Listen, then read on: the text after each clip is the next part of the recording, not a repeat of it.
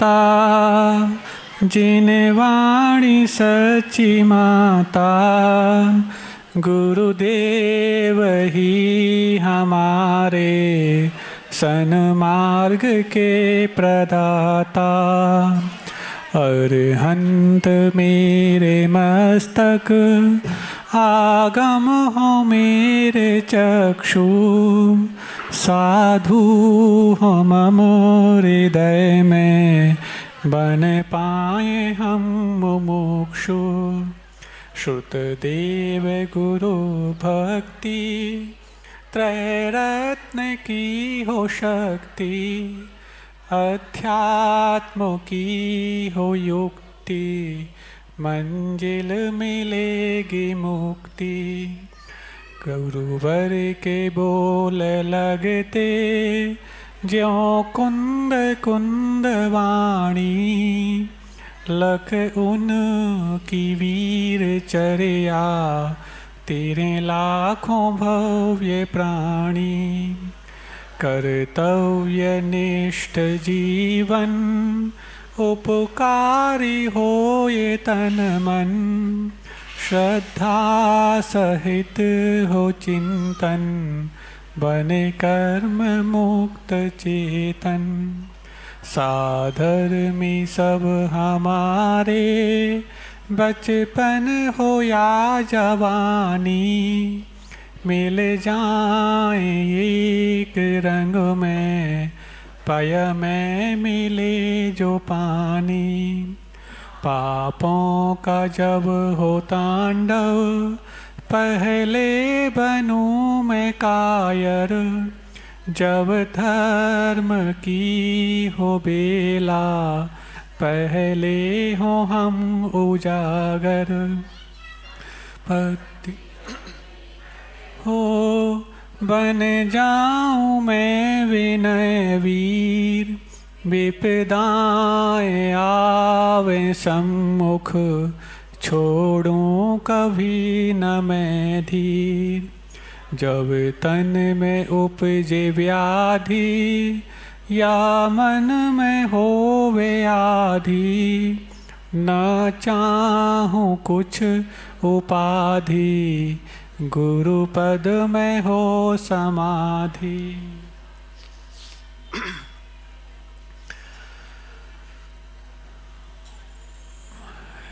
इच्छाओं का ताता जब हमारे जीवन से जुड़ जाता है तो वो इच्छाएं न सिर्फ हमारे सुख का नाश करती हैं, भले ही वो सुख पाने की इच्छा भी क्यों ना हो, बल्कि दुख के और नए नए आयाम जोड़ दिया करती हैं। इच्छा निरोधस तपः ऐसा कहा जाता है कि इच्छाओं का निरोध करने का नाम तप। और चूंकि आज क्या डिस्टर्ब नहीं करो, चलो बैठ जाओ। और चूंकि आज उत्तम तप का दिन है, और उत्तम तप के दिन हर व्यक्ति अपने अंदर कुछ विशेष तपस्याओं को आयाम देने का प्रयास करता है। लेकिन वो तपस्याएं शारीरिक तौर पर जितनी होनी चाहिए वो तो करने योग्य हैं ही, लेकिन इन शारीरिक तपस्या के माध्यम से हम अपने मन की प्रवृत्ति को देखते हैं, उसमें हम कितने खरे पाते हैं इसको पहचानना भी आवश्यक है। जहाँ तक बात है एक ऐसे तपस्वी की जिसने तप का जीवन तो अपनाया, लेकिन तप का जीवन अपनाते अपनाते किसी और राह को पकड़ लिया। 12 साल हो गए और 12 साल तक भीषण तपस्या की और इसने एक ऐसी विद्या प्राप्त कर ली जो आम लोगों के वश की बात नहीं है। और तपस्या ऐसी की और शायद उसमें तपस्या करते वक्त यहाँ वहाँ कुछ निगाह डाली भी नहीं होगी, तब तो जाके तपस्या का फल उसको प्राप्त हुआ। उसको विद्या प्राप्त हो गई पानी पर चलने की। और पानी पर चलने की विद्या मनुष्य होकर कोई प्राप्त कर ले तो ऐसा नहीं कि वो जलचर बन जाएगा, क्योंकि जलचर, नवचर और थलचर ये तो पंचेंद्रिय त्रियंचों के भेद हैं, ये तो एक मनुष्य है। तपस्वी बन गया, 12 साल तक तपस्या की, पानी पे चलने की विद्या प्राप्त की, और इस विद्या से प्रसन्न होकर के कि मेरी तपस्या व्यर्थ नहीं गई, अपने गुरु के पास पहुंचता है। और जब गुरु के पास पहुंचता है, सौभाग्य मानता है कि कम से कम कुछ तो मैंने कर दिखाया। जब गुरु को बताया कि मैंने इस तपस्या को करने में कहीं कुछ पीछे नहीं देखा और अपने जीवन को पूरा इस तपस्या में बनाने का प्रयास किया, 12 साल भले ही लग गए लेकिन फल भी प्राप्त कर लिया, पानी पे चलने की विद्या प्राप्त कर ली।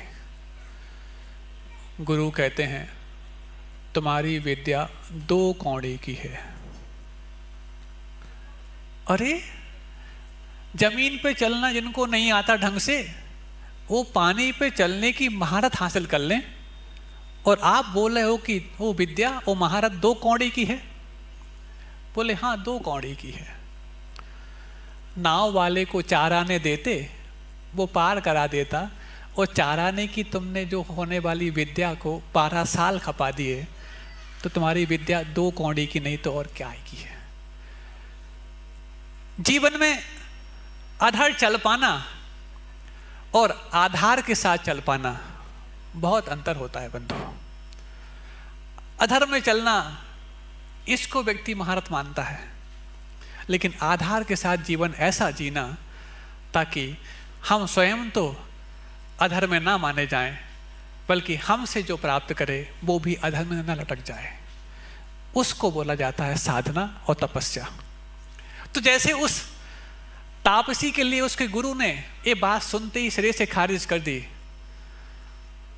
क्या हमारे अंदर का जो गुरु है वो इस प्रकार की तपस्याओं को सिरे से खारिज करने का प्रयास करता है? मन में तो भाव यही आता है कि हम अपनी इच्छाओं पर नियंत्रण पाएं, लेकिन मन के भावों को जब अंजाम देने की बात आती है तो वही मन कहता है एक इच्छा और अंजाम दे दी जाए। और फिर जब ये वाली बात only one ambition to become a ambitionless person, एकमात्र इच्छा रहित होने की, ये हमसे बहुत दूर भाग जाती है। कुछ नहीं चाहिए, कुछ नहीं चाहिए, भक्ति पूजन आराधना में यही मांगते हैं, लेकिन उस भक्ति के फल के रूप में हम क्या मांगते हैं भगवान जाने। फल क्या वहां नहीं मिलता जिस समय भक्ति करते हैं? तुम बिन में व्याकुल भयो जैसे जल बिन मीन, विनय पाठ से प्रारंभ कर देते हैं, लेकिन उस विनय पाठ के जब कर चुके होते हैं, आज तो पूजा की, आज तो दिन अच्छा जाना चाहिए, आज तो दुकान अच्छी चलनी चाहिए, आज तो गृहस्थी में दिक्कत नहीं आनी चाहिए, ये भाव पूजा करने के बाद कितने लोगों के मन में नहीं आते? और जब ऐसा नहीं होता तो कौन है जो पूजा को नहीं कोसता? बहुत कम आस्थाएं होती हैं जो स्थिर होती हैं, और इन सब को करने के बाद उसके अंदर कम से कम मेरा 1 घंटे का समय तो सुकून के साथ निकला। इस बात की सराहना करने के बाद उसको परिणाम की समीक्षा करने की आवश्यकता नहीं होती। अब जब इच्छाओं पर नियंत्रण करने की बात आए तो इच्छाएं ही हैं जो हमारे लिए भिखारी बना देती हैं। अनंत वैभव का साम्राज्य हमारे अंदर दुबक के पड़ा है, लेकिन इच्छाओं के कारण हम रंक बने हैं, इच्छाओं के कारण हम भिखारी बने हैं, और मांगने की ऐसी आदत पड़ गई है कि जो सब कुछ छोड़ चुके हैं उनके सामने भी मांगने पहुंच जाते हैं। तब तो मंदिरों के बाहर लिखना पड़ता है मंदिर पुजारियों के लिए है, भिखारियों के लिए नहीं। लेकिन प्रवेश करने के बाद भिखारीपन की आदत छूटती नहीं। क्यों नहीं छूटती? प्राप्त को पर्याप्त हम नहीं मानते, जो मिला है उससे संतुष्ट नहीं होते, और ये सोचते हैं कि जो मिला है किसी दूसरे ने एहसान करके दे दिया है तो फिर दोबारा वो एहसान कर देगा, फिर और मिल जाएगा। तो ये भूल जाते हैं किसी के एहसान से आज तक कभी कुछ मिला नहीं, खुद के बलिदान से मिला है। यदि बलिदान करना चाहते हो तो ऐसा कर डालो कि वो उक्ति सार्थक हो जाए कि कुछ पाने के लिए कुछ खोना पड़ता है, तो बहुत कुछ खाने के लिए बहुत कुछ खोना पड़ता है, और कुछ पाने के लिए और कुछ खोना पड़ता है, तो सब कुछ पाने के लिए सब कुछ खोना पड़ता है। और जब सब कुछ खोने की जिद पैदा हो जाती है, तब जाकर के उत्तम तप की संध्या और उत्तम त्याग की सुबह एक साथ एक मेक हो पाती है। हमारे अंदर जब इच्छाओं का निरोध होगा, तब जाकर के त्याग के भाव प्रज्वलित होंगे। कई लोग सुने हैं आज उत्तम त्याग की बात के लिए बहुत कल के दिन को इंतजार कर रहे हैं। वैसे भी करते थे आप लोग, और इस बार तो इतना बड़ा संघ विराजमान है आपके यहाँ, तो उत्तम त्याग के बारे में सुख बुखार चल रही है, सुन रहे हैं कि व्हाट्सएप पे भी बहुत सारे मैसेजेस चल रहे हैं, और आप लोग के घर में भी पहुँचे गए होंगे। बहुत अच्छी बात है। कम से कम कल के दिन आपके बच्चों में कुबेर बनने की आदत डाल देना, चक्रवर्ती बनने की आदत डाल देना। महाराज, कल का कोई विधान होने वाला है जो चक्रवर्ती को कुबेर बनाएंगे हमारे बच्चों को। जैसे चक्रवर्ती होता है किमिच्छक दान करता है, जिसके अंदर जो इच्छा पैदा हो जाती तुरंत उसको पूरा करने का साहस कर डालता है। कल आपके बच्चों के अंदर वो जो उनने एक संचित किए होंगे कुछ कुछ चिल्लर, पैसा, रुपया, जो कुछ भी इकट्ठा किया होगा, वो गुल्लकों की उनकी कमाई हुई पूरी पूंजी है वो। तो जैसे वो कुबेर, जब भगवान का जन्म होता है तो अपने दोनों हाथों से और विक्रिया करने के माध्यम से कई कई हाथों से रत्नों को लुटाता है। कल भगवान को हमें अपने नए जनालय में पहुंचाने का सच्चा और प्रयास करना है, ताकि हमारे बच्चे, हमारे जो कुबेर हैं, अपनी संचित हुई पूरी पूंजी को लुटाने के लिए कल तैयार हो जाएं। कल उनको कहना कि ये ऐसे धन कुबेर हैं, इन धन कुबेरों ने मंदिर में अपनी पूरी पूंजी लगाने का प्रयास किया था, और उनको देख करके फिर आपके अंदर भी भाव हो जाए कि जब हमारे बच्चे पूरी जमा की हुई पूंजी को एक साथ देने के लिए तैयार हो गए, तो फिर तो हमारी पूंजी तो इतनी है, उनमें से 1-2% निकाल भी दिया जाए तो हम कंगाल तो नहीं होंगे, कुबेर की दिशा में एक कदम आगे अवश्य बढ़ा देंगे। कल ये दिन सबकी प्रतीक्षा करेगा। आप लोग के घरों में सब संदेश पहुंच चुके हैं, और कल आपको पुण्यानुभूति करने के लिए अलग से यहाँ पर टोकरियाँ नहीं मिलेंगी। हर व्यक्ति अपने घर से पुण्यानुभूति करके जो लेकर आएगा, राशि लेकर आए, जो कुछ भी लेकर आए, लेकिन सजा करके टोकरी खुद की खुद लेकर आएगा। चाहे टोकरी लेकर के आओ, चाहे वो कलश लेकर के आओ, चाहे घड़ा लेकर के आओ, चाहे कुछ और लेकर के आओ, लेकिन खुद की खुद लेकर के आए, और जिसकी सजावट सबसे अच्छी होगी वो पुरस्कार भी पाएगा। हाँ, बहुत सारे आपने उस दिन देखा, हमने पोला बना रहे थे आप लोग, पूरा खचाखच भरा था, पूरा खचाखच भरा था। हमने कहा इनका पोला कोई बात नहीं, बन गया, अच्छी बात है। लेकिन और कल उन्हीं बच्चों को देखना, और उन्हीं बच्चों को चाहे वो अपने वही बैल के ऊपर लेकर आएँ, चाहे कैसे भी लेकर आएँ, नहीं अपनी अपनी वो जो जमा पूंजी है उन पोले की गाड़ियों के ऊपर लेकर आएँ, चाहे अपने सिर पर लेकर आएँ। और आप लोग भी अपनी जो कुछ भी राशियाँ बोली गई हैं उसको अपने माथे पर दान दे मन हरस विषय की युक्ति को कल हम चरितार्थ देखना चाहते हैं। पुस्तकों में तो कई बार पढ़ लिया आपने, कल यहाँ दिखना चाहिए, पूरा खचाखच होना चाहिए कि नहीं हमारा सही पोला पोल वाला नहीं, बोल वाला है। अब हमारा लोकल माल नहीं, बोकल माल है, जो हमारा मंदिर बनाने के लिए सबसे बड़ा इस्तेमाल है। ऐसा कल होना चाहिए, तब लगेगा कि अब तो हमारा पोला हर साल कब बनेगा, उत्तम त्याग धर्म के दिन बनेगा। क्योंकि उस दिन से हमने ऐसी परंपरा का इजाद किया जिस परंपरा को हजारों वर्षों के लिए पार्श्वनाथ भगवान को अपने नवीन जिनालय में स्थापित करने का बहुत बड़ा कीर्तिमान स्थापित करके दिखाया। ये भी किया जा सकता है, हम अपनी स्वच्छ परंपराओं को भी अंजाम दे सकते हैं और देते हैं। हम उसको मना नहीं कर रहे, जो आप ताना पोला आदि आदि करते, वो आपकी व्यवस्था है, सामाजिक व्यवस्था को मैं दखलंदाजी नहीं करता, लेकिन एक अच्छी व्यवस्था को एक अच्छे रूप में तो हम तैयार कर सकते हैं। तो कल सारे बच्चे जो उस दिन लेकर आए थे अपने, हम सुबह बोलना भूल गए, दोपहर में भी बोलना भूल गए, आज भले शाम को संख्या जितनी है ठीक है, लेकिन सब तक ये खबर पहुँच जाए, सब अपनी वो गाड़ियाँ कल निकाल लें। गाड़ियाँ न लाए पर तो अपने घर पर लेकर, सिर पर लेकर के आएँ, जैसे भी लेकर आएँ, और अपनी तरफ से स्वयं सजा कर लेकर आएँ। यहाँ कुछ नहीं मिलने वाला कल, यहाँ तो सिर्फ आपका नाम बोलेगा और आपको यहाँ पर श्रीफल भेंट करने का मौका मिलेगा। लेकिन कल का त्यौहार उत्तम त्याग का नायाब त्यौहार बन जाए, इस चीज़ की तैयारी कल से आपको हो जाए। और जितने लोग कल आ गए, ये जो यहाँ बैठे वो तो आएंगे ही आएंगे, पक्की बात है। जो यहाँ सुन नहीं पाए, सुबह से सुन नहीं पा रहे हैं, वो रह जाएंगे। तो उनको बोलना अपना जो पोला है ना, वो एक दिन का नहीं है, बहुत लंबा झोला है, चलता रहेगा, कब तक चलेगा भगवान जाने, लेकिन शुरुआत उसकी कल होने वाली है। सब अपने घर से स्वयं सजा कर लेकर आएंगे। रात वैसी नींद नहीं आती आप लोगों को, उपवास करते रहे तो एक आसन करते नींद कहाँ आती है। सजाने में लगा देना समय पूरा का पूरा, और वो टोकरी अपने लिए रख लेना। हर बार जितने बार भी आप जमा करोगे उसी टोकरी में लेकर आना। यहाँ से मिलने की व्यवस्था खत्म कर दी जाती है आज से, सुन लो। हाँ, हम देखते थे रोज यहाँ से उठा के ले जाएं, वहाँ 4-5 टोकरी, और वहाँ से भर के यहाँ ले आए। हमने कहीं क्या मांझ रहा है, यहाँ से लेकर यहाँ ले गए नहीं। ये जब स्वयं अपने गदगद भावों से लेकर के आ रहे हैं तो इनके पास इतनी सामर्थ्य नहीं है कि खुद स्वयं अपना वो पात्र भी लेकर के आए। जब सही पात्र में दान लगा रहे हैं तो स्वयं का पात्र भी स्वयं बना करके लेकर के आएंगे। सबको बना के लेकर आना है, 4 टोकरी नहीं। अब कल कम से कम 300-400 टोकरी मिलनी चाहिए। हाँ, टोकरी बनाने में क्या दिक्कत है, राशि जितनी हो अलग बात है। हाँ, क्या बात हो गई। तो अब उसमें यदि विशेष हो गई तो आपके हस्तशिल्प का भी एक अलग एग्जीबिशन लगा देंगे, क्या बात हो गई। तमाम तरह की चीज़ें आप बनाते रहते हो, समय बहुत है आपके पास, रात भर का समय बहुत होता है, 1 घंटे में बन जाती है। और बेचने की बात आ जाए तो बहुत सारी बन जाएंगी, हमें मालूम है, कम नहीं हो तुम लोग। तो समझ गए ना। तो कल अपनी अपनी पुण्यानुभूति हो, ऐसा नहीं है कि कुछ तो करना है, टोकरी बड़ी ले आए उसमें रखकर छोटी छोटी लेकर आए हो। जितने बड़े भाव बनाएं उस अनुसार उस अनुपात में लेकर के आएंगे। ये वाली बात सब तक पहुंच जाए। जिन तक नहीं पहुंची है, आप सबका फर्ज बनता है, आप सब उनको सिर्फ व्हाट्सएप के माध्यम से नहीं, पर्सनली जो मिलते हैं, जितने लोग यहाँ बैठे हैं सारे अभी प्रतिनिधि बन करके जा रहे हैं भगवान पार्श्वनाथ के, और सबको जगाने जाएंगे। नहीं है तो हम मानेंगे पार्श्वनाथ पर ये पूजा करने वाले कम, उपसर्ग करने वाले ज़्यादा हैं। प्रश्न ले लें थोड़े से, समझ गए ना। समझ में बात आ गई, कितने लोग समझ में आ गई। उठाओ हाथ, अच्छा धीरे धीरे उठ रहे हैं, पता नहीं महाराज हाथ उठाने के बाद क्या कहने वाले हैं।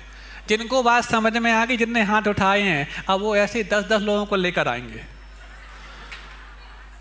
हाँ, प्रश्न है, यदि कोई श्रावक तीर्थ वंदना करके आए और अचानक बीमारी आ जाए और वह दवा खाने जाने में लेट हो जाता है भगवान, और वह आचार्य विद्यासागर को बार बार याद करता है और बोलते हैं कि मेरी खबर आचार्य जी को पहुंचा दो, मुझे 4-5 बार स्वप्न में दिखे और शांत हुए, तो उन्हें किस आयु का बंध होगा। अच्छा, ये कहना चाह रहे हैं, मतलब उस समय उनके गुरु जी के दर्शन करने के भाव थे जब उनका अवसान हुआ, ये प्रश्न है। अच्छा, तो जैसे बोलते ना, जैसी मति वैसी गति, और जब गति बंद हो जाता है, आयु बंद हो जाता है, तो जैसी गति वैसी मति।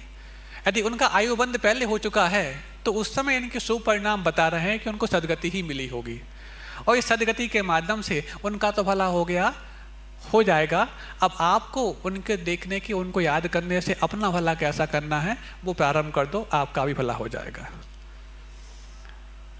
धार्मिक क्रियाएं या कार्यक्रमों में उपस्थित रहना या असहाय माता पिता या सास ससुर की देखरेख करना मानव जीवन का कर्तव्य क्या होना चाहिए, कृपया विस्तार से समझाइए। इनकी हिंदी बहुत अच्छी है, कृपया भी लिखा है क्री, ओ ठीक है, अच्छी बात है। इंग्लिश मीडियम के बच्चों को कम से कम इतना हिंदी लिखना आ रहा है, आशीर्वाद तो उनको मिलना चाहिए। हाँ, तो धार्मिक क्रियाएं कार्यक्रमों में उपस्थित होना अथवा असहाय माता पिता सास ससुर की देख रेख करना, ये तो स्वाभाविक सी बात है। इस प्रश्न को पूछने की आवश्यकता नहीं है कि पहले आपको अपने कर्तव्य करने आने चाहिए। लेकिन कर्तव्य करते वक्त बीच में यदि आप सीरियल देखने में, व्हाट्सएप चलाने में, मोबाइल अटेंड करने में समय बिता देते हैं तो फिर धार्मिक कार्यों में शामिल होने का भी मानस बना देना चाहिए। आपके दोनों काम हो जाएंगे, सास ससुर की सेवा भी हो जाएगी, माता पिता के प्रति कर्तव्य भी हो जाएंगे, और व्यर्थ का समय जो बीच में जाता था उसको आप धार्मिक कार्यक्रमों में आकर के अपने आप को पापों से बचा भी लेंगे। और नहीं है समय तो फिर तो कोई बात ही नहीं, फिर तो कर्तव्य करना ही है आपके लिए, कोई बड़ी बात नहीं।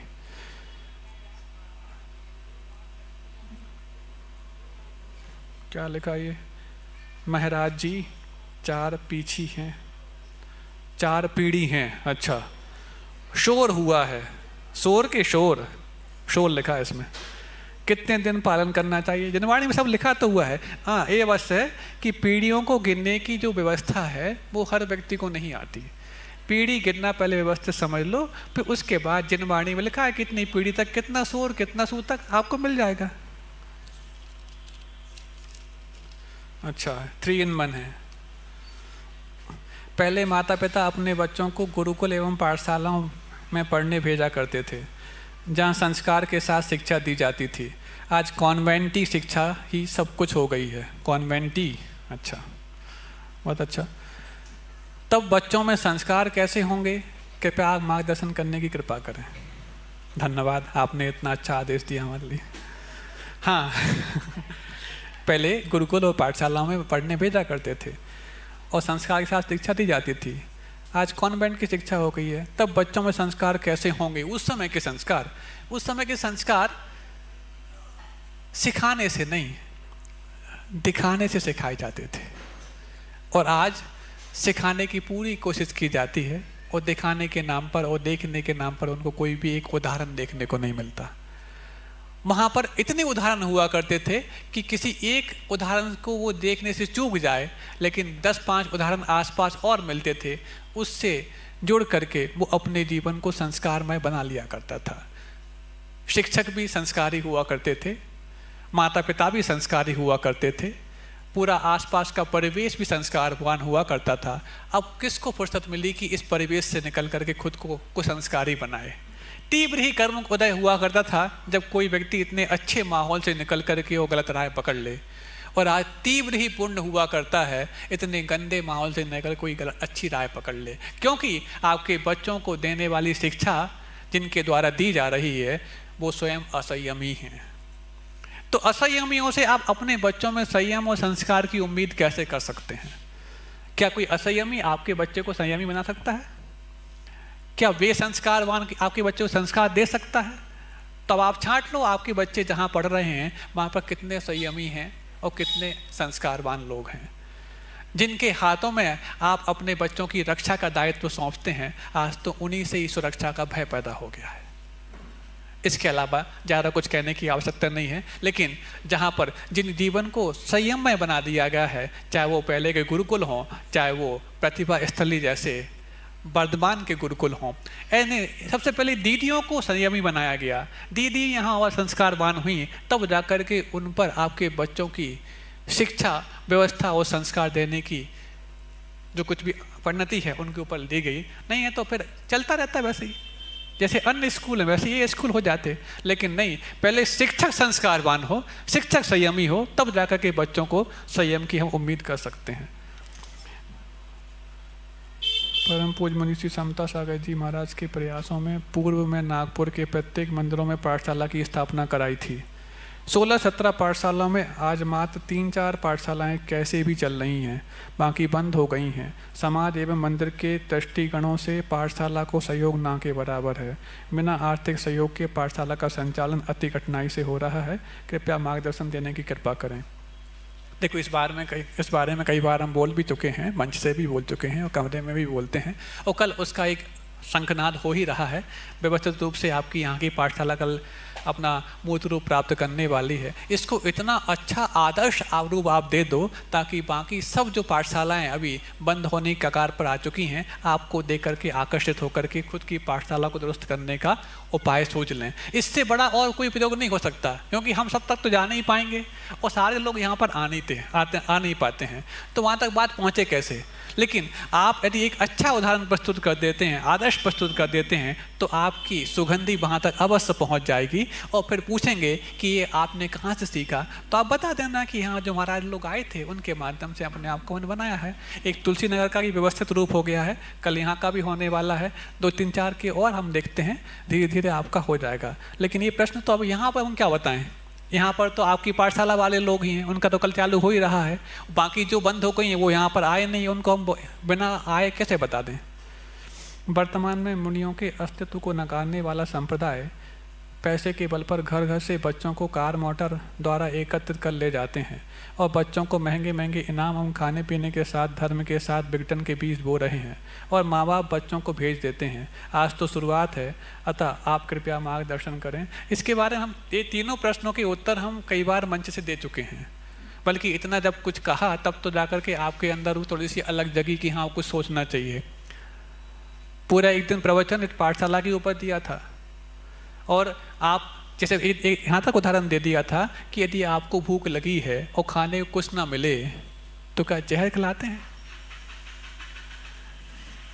जहर खा के तुरंत मरने की अपेक्षा जहर ना खा के थोड़ी देर तक मरे तो कोई भी दिक्कत नहीं, तब तक हो सकता व्यवस्था हो जाए। ऐसे ही हमारे लिए बच्चों को कुछ ना कुछ पढ़ाना है तो कहीं भी भेज दो। यदि ऐसा आप कर रहे हैं और वहाँ पर वो विघटन के बीज सीख करके आ रहे हैं और आपके घर में बो रहे हैं तो इसमें जिम्मेवारी आप ही की मानी जाएगी। कृपया ऐसे लोगों से सावधान रहें और अपने बच्चों को सच्चे देव गुरु शास्त्र के प्रति समर्पण जहाँ सिखाया जाता है उन्हीं संस्कार केंद्रों में पढ़ने के लिए भेजें। अपने ही घर में माँ बाप बेघर क्यों होते हैं? क्योंकि बच्चे उनके घर के नहीं होते हैं। महाराज, हम पूछ रहे हैं कि माँ बाप बेघर क्यों होते हैं और आप बोल रहे हो बच्चे घर के नहीं होते हैं। तो बच्चे क्या बाजार के होते हैं? नहीं, बच्चे बाजार के होते हैं इसका मतलब है कि बच्चे घर से ताल्लुक बहुत कम रखते हैं। और जब घर का मतलब चार दीवारी नहीं हुआ करता, क्योंकि चार दीवारी तो जेल में भी हुआ करती है।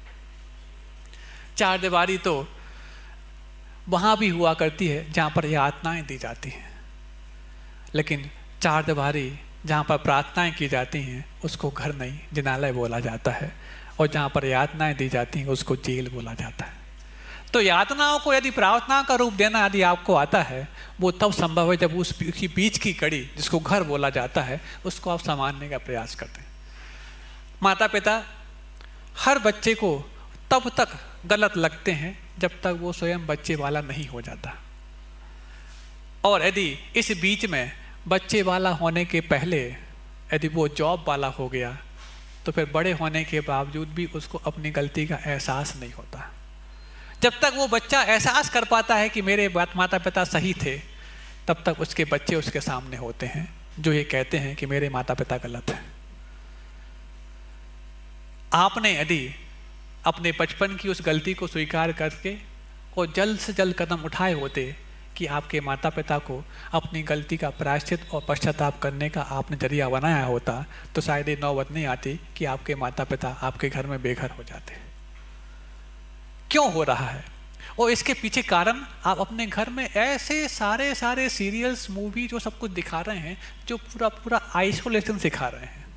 ये आइसोलेशन की समस्या सिर्फ कोरोना के काल में नहीं आई। कोरोना तो बहुत 2 साल के लिए आया और आके निकल गया, लेकिन ये समस्या आपने बहुत पहले पैदा कर ली। पहले घर में एक टेलीफोन हुआ करता था, किसी को भी यदि बात करनी है तो किसी मन मार के ही सही पूरा घर और परिवार और कुटुंब उस टेलीफोन के बहाने उस कमरे में इकट्ठा होता था। भले ही एसटीडी के बिल बहुत लंबे चौड़े आते थे, लेकिन फिर भी बातें उस समय भी आधा घंटे हुआ करती थी। और जब आधा घंटे बाद जब वो उठेगा जब दूसरे का नंबर लगेगा, जब तक इंतजार करो। पहले घर में एक टीवी हुआ करती थी, किसी को कुछ भी देखना है तो पहले उसका वाला देखो फिर हमारा वाला देख पाएगा। अब हर हाथ में मोबाइल है, हर हाथ में बात करने का उपकरण है, हर हाथ में मीडिया है।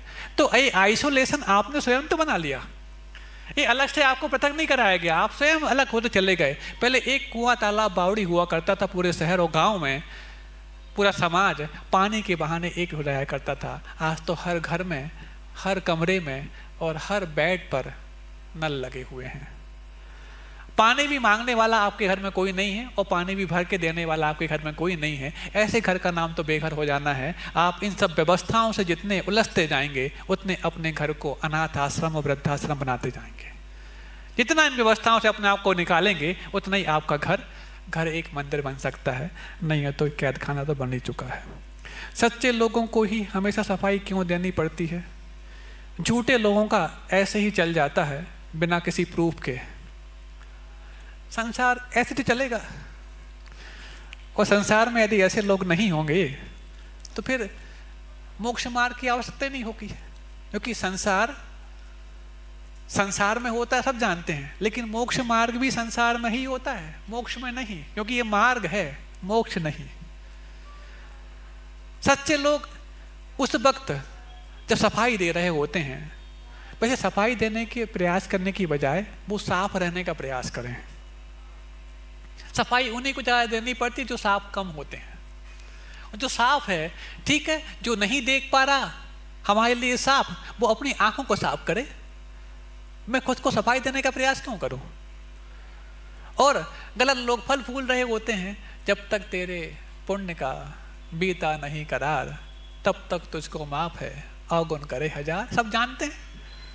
यदि अच्छे का फल अच्छा और बुरे का फल बुरा तुरंत मिल जाए तो फिर सारे उपदेश तुरंत खत्म हो जाएं। अच्छे का फल अच्छा और बुरे का फल बुरा तुरंत ना मिल के कुछ समय बाद मिलता है, तब तो उस बीच के गैप में हमको विश्वास नहीं होता है कि अच्छे का फल अच्छा भी मिलता है कि नहीं और बुरे का फल बुरा भी मिलता है कि नहीं। जब बुरे देखने वाले, व्यसन में पड़ने वाले फल फूल रहे होते हैं और दिन रात पूजा पाठ करने वाले अपने जीवन को, नसीब को कोस रहे होते हैं, तब लगता है कि पूजा पाठ से होता क्या है। लेकिन पूजा पाठ से होता कि एक उदाहरण से समझ लो। यदि किसी व्यक्ति ने 50 लाख का लोन लिया किसी बैंक से और किसी बिजनेस में इन्वेस्ट कर दिया और पहले महीने यदि उसको 1 लाख की प्रॉफिट हुई तो वो क्या मानता है? 1 लाख का प्रॉफिट मानता है कि 49 का घाटा मानता है? सुन रहे हो आप लोग? सुन रहे हो कि सो रहे हो? 50 लाख का लोन निकाला और 1 लाख इन्वेस्ट कर दिया अपने बिजनेस में और पहले महीने उसको 1 लाख का प्रॉफिट हो गया। तो 1 लाख का प्रॉफिट है कि 49 का लॉस है? क्यों? 1 लाख का प्रॉफिट है। हम तो ये कहेंगे 50 लाख खपा दिए, 49 एक आया, 49 का घाटा हो गया। लेकिन सच्चा व्यापारी होता है वो यही कहेगा ये तो 1 लाख का प्रॉफिट है, भले ही 50 उसने लगा दिए हैं। और ऐसी 1-1 लाख यदि और एक आध बार जंप हो लग गया तो एक आध साल में ही पूरे 50 लाख कवर हो जाएंगे। उसके बाद आपकी दुकान फ्री हो जाएगी। होता कि नहीं होता? ऐसे ही जो दिन भर हाय तौबा करता था कर्म के उदय में, यदि उसने पूजा पाठ प्रारंभ कर दिया, आधा घंटे 1 घंटे पूजा करने में लगा दिया उसने, उसके बाद भी हाय तौबा जो कि तो बरकरार है।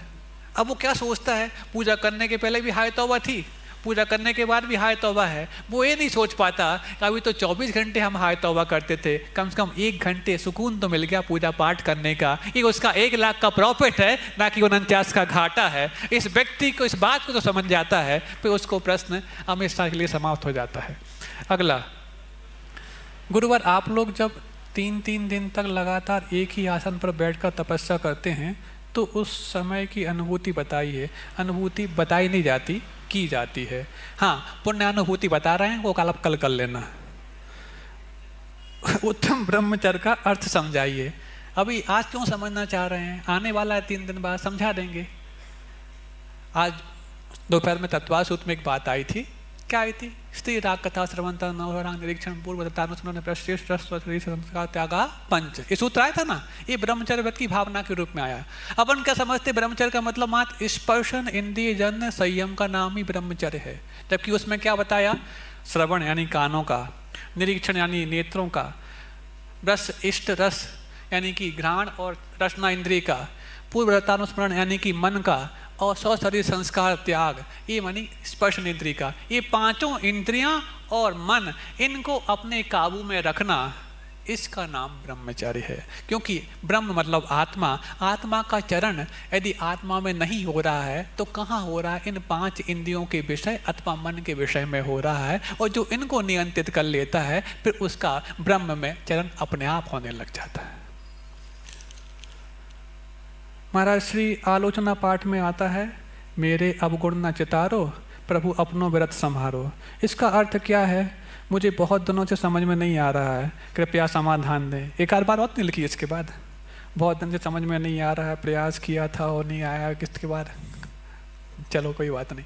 मेरे अवगुण न चितारो प्रभु अपनों व्रत न हारो। आपने एक नाम सुना होगा, बिरुदावली, सुना? पहले राजा महाराजाओं के यहाँ उनका बिरुदावलियाँ गाई जाती थी, मतलब उनकी महिमा, उनका वैभव। तो बिरद का मतलब वैभव, आपका अनंत चतुष्टय रूपी वैभव है भगवान, आप तो उसको चितारो। मेरे अवगुण न चितारो। मैं तो अवगुणों का भंडार हूँ, दोषों का भंडार हूँ, लेकिन आप तो ऐसे वैभव संपन्न हैं कि आपके अनंत ज्ञान में सब कुछ समझ में आता है। लेकिन आपके अनंत ज्ञान में ये भी तो समझ में आता होगा कि मेरी आगामी अच्छी पर्याय कौन सी होगी। भगवान, ऐसा कुछ रास्ता मुझे मिल जाए कि मैं अपनी अच्छी पर्याय को प्राप्त करने का उपाय अपने साथ जोड़ पाऊँ और फिर मैं भी अपने उस अनंत बिरद को स्वीकार करने का मानस बना पाऊँ। यही उस आलोचना पाठ की पंक्ति का भाव है कि मेरे अवगुण में चितारो। क्योंकि ये संसारी प्राणी भगवान को भी नहीं छोड़ता। कोई दूसरा इनका दोष देखे तो इसको खटकता ही है, लेकिन भगवान को भी बोल रहा है आलोचना पाठ में, कर रहा खुद की आलोचना, लेकिन एक तरह से उनको भी कह रहा है आप मेरे दोष मत देखो, आप तो अपने गुणों को देखते जाओ, आप तो अपने वैभव को देखते जाओ, आप तो अनंतता को देखते जाओ, क्योंकि मेरे गुण कहाँ तक देखोगे आप, मेरे अवगुण तो इतने सारे हैं कि आप देखे नहीं पाओगे। वो ये नहीं समझता कि तुम्हारे सारे अवगुण पहले देख लो चुके हैं। लेकिन फिर भी अब एक तो कहने की पद्धति है कि वहाँ आलोचना पाठ में भी हम अपने भावों को, अपने और जो कुछ भी दोष हैं उनको और निंदनीय ढंग से प्रस्तुत कर रहे हैं, क्योंकि मैं कहाँ तक बता पाऊँगा। जब आपके अनाज बीनते हैं और अनाज में कंकड़ ज़्यादा हो गए हों और अनाज कम बचे, तो कंकड़ बीनते हैं कि अनाज बीनते हैं? अनाज बीनते हैं। और जब अनाज ज़्यादा कंकड़ कम हो तो क्या बीनते हैं? इसलिए वो आलोचना पाठ में कह रहा है मेरे पास तो कंकड़ ही कंकड़ ज़्यादा है, अनाज है ही नहीं है, तब क्या देखोगे? इसलिए आपके पास जो ऐसा वैभव है उसको आप चितारो, मेरे गुणों को, अवगुणों को मत चितारो। इतना ही हो गया। तो आपको समझ में बात आ गई ना? कल उत्तम त्याग का दिन है और कल सब अपने अपने बच्चों को कुबेर बनाकर लेकर आएं, जो अपनी पूंजी को भगवान पार्श्वनाथ के चरणों में चढ़ा करके अपने आप को कुबेर साबित करके जाएं। और हर व्यक्ति अपनी पुण्यानुभूति की सजावट करके खुद लेकर के आएगा। हो सकता है इसकी सजावट इतनी अच्छी हो तो उसको पुरस्कृत भी किया जा सकता है, कल नहीं तो आगामी दिनों में। लेकिन कल आपकी पुण्यानुभूति की अलग व्यवस्था देखने को मिले।